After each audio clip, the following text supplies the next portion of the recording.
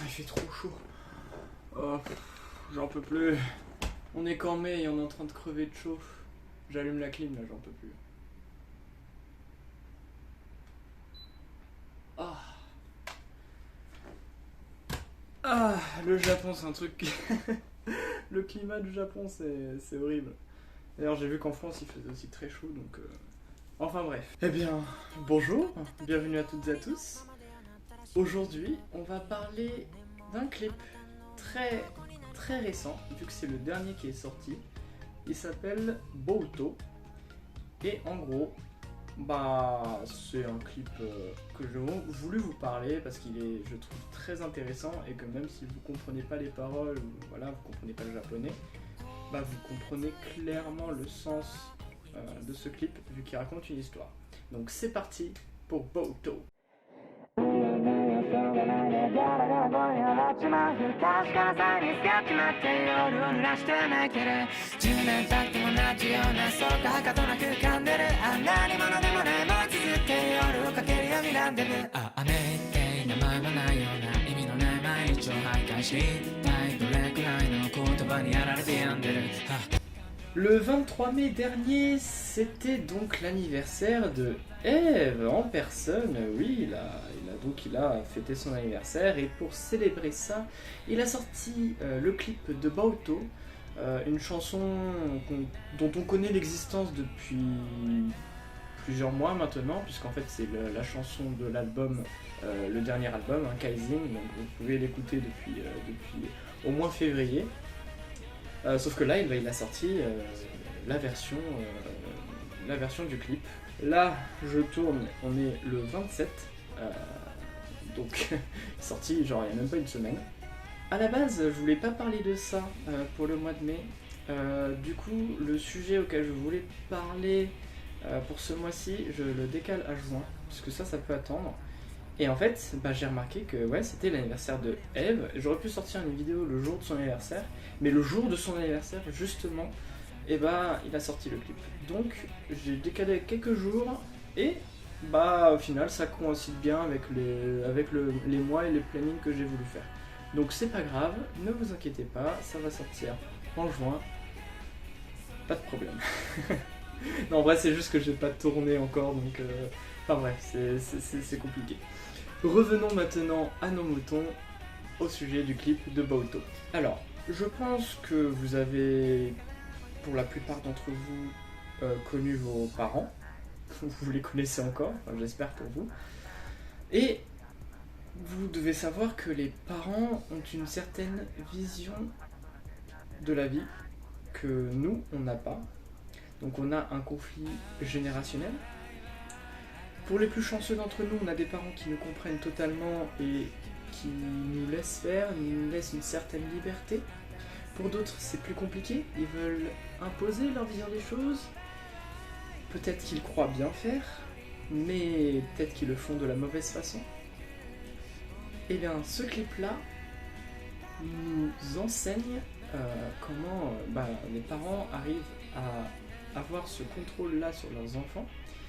Et en fait, c'est tout simplement une reproduction des règles de la société imposées sur les nouvelles générations qui arrivent.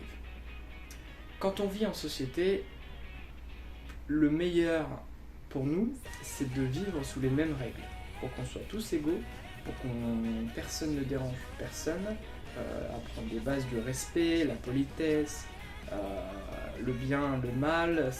En vrai, ça dépend, mais on a forcément des choses bien, objectivement bonnes et objectivement mal. Par exemple, tuer quelqu'un, c'est objectivement mal.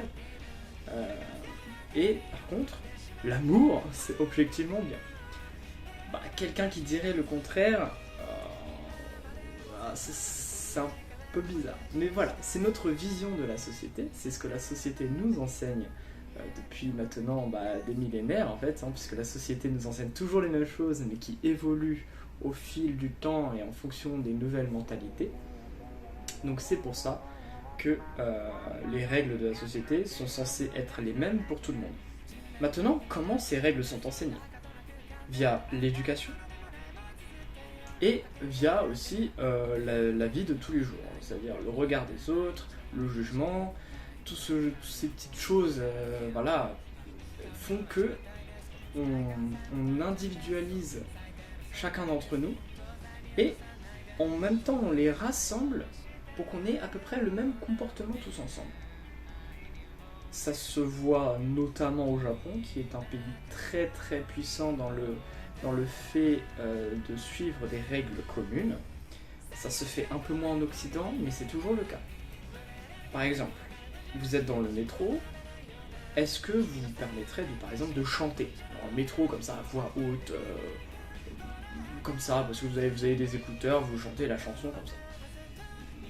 Bon, il y en a qui pourraient le faire, mais je pense que la très très grande majorité d'entre vous ne pourraient pas parce qu'ils seront tout simplement gênés du regard des autres, gênés du jugement, et puis voilà, ou alors pour certains, juste ça ne se fait pas parce que ça dérange les autres. Et c'est totalement compréhensible. C'est quelque chose que vos parents vous ont enseigné, et c'est aussi quelque chose, le regard des autres, qui vous a conditionné dans votre comportement. Et bien ce clip-là le montre très bien. On voit donc la jeune génération représentée par ces sortes de femboys avec un masque. Enfin bref, c'est très marrant. Le réalisateur du clip, il a dû s'éclater. Oui, c'est des sortes de femboys avec une affiche devant leur visage qui montre toujours le même visage souriant. Sauf que ça ne représente pas ce qui cache en eux. Et on a également donc, là c'est un peu plus compliqué, c'est des sortes de Hitotsume-sama, donc je vous en ai déjà parlé. Si vous ne savez pas qui c'est, je vous invite à voir la vidéo sur Hitotsume-sama qui s'affiche en haut à droite sur votre écran. Mais voilà, on a donc chaque adolescent, puisque je pense que c'est surtout représenté, Eve a voulu représenter la jeune génération, donc adolescents, jeunes adultes, mais je vais les appeler les adolescents pour que vous compreniez. Donc chaque adolescent est représenté par un Hitotsume-sama.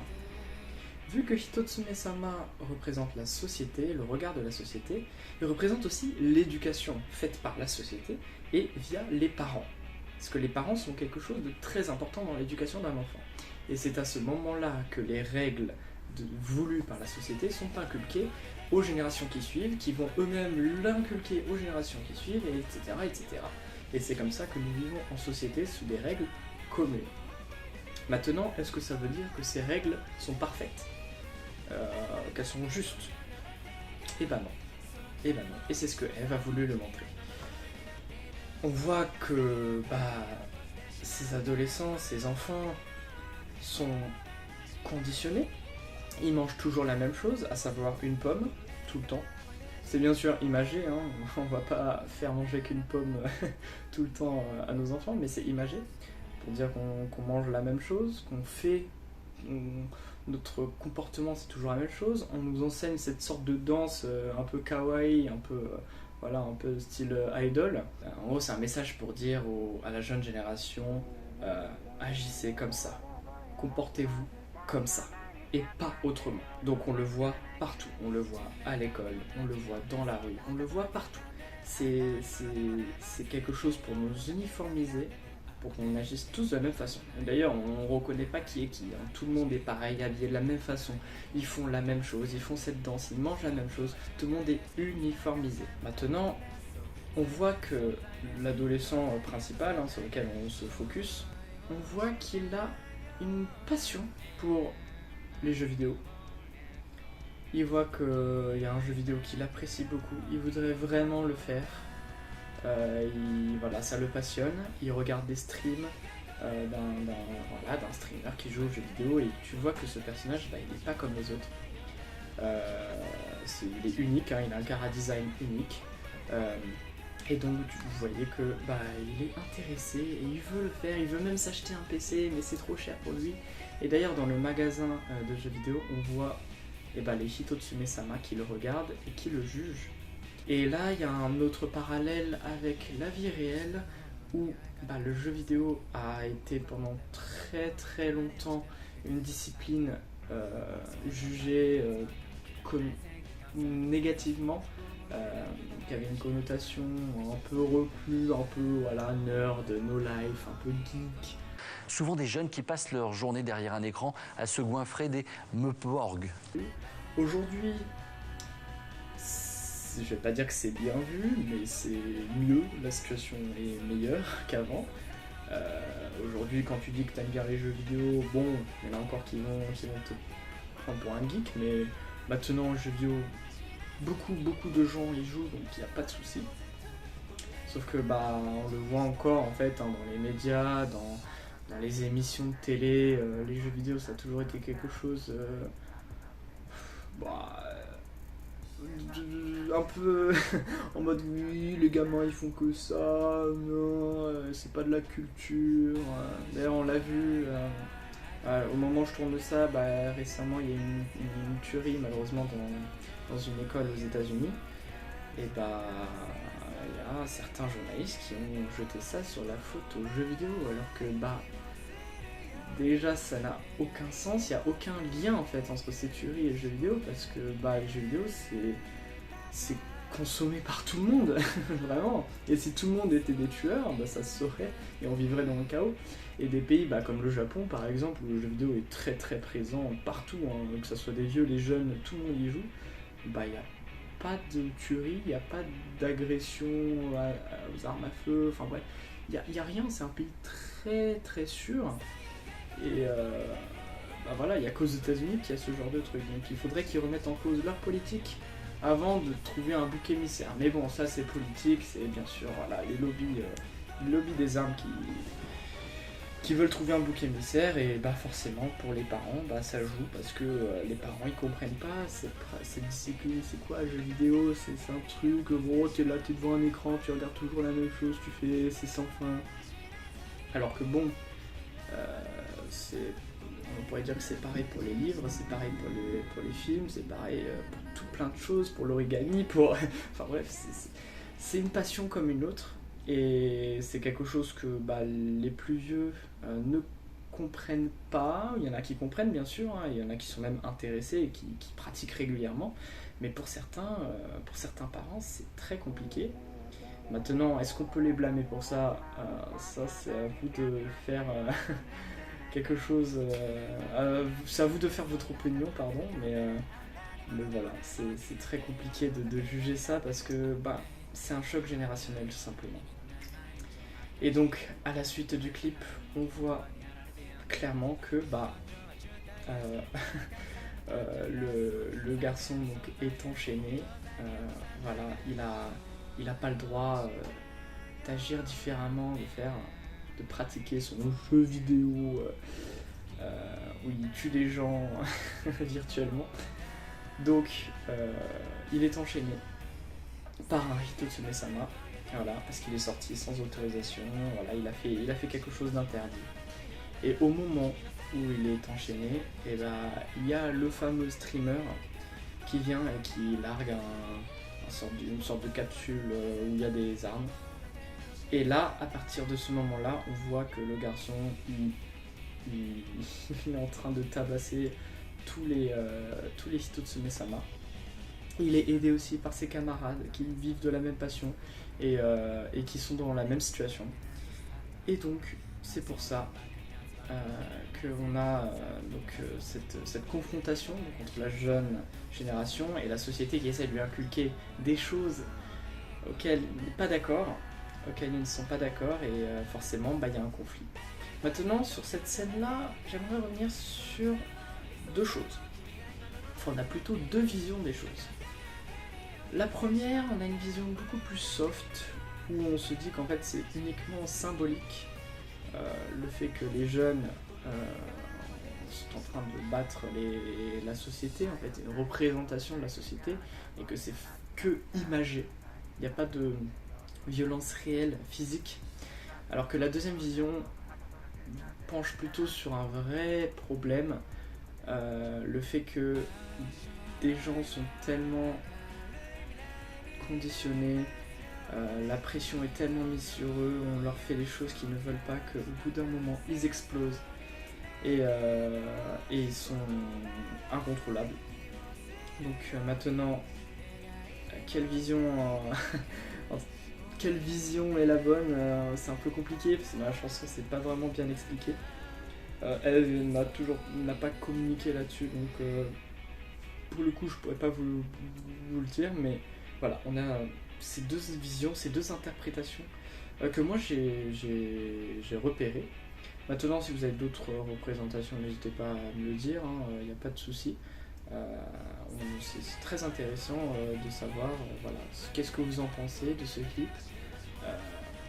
Je trouvais très intéressant.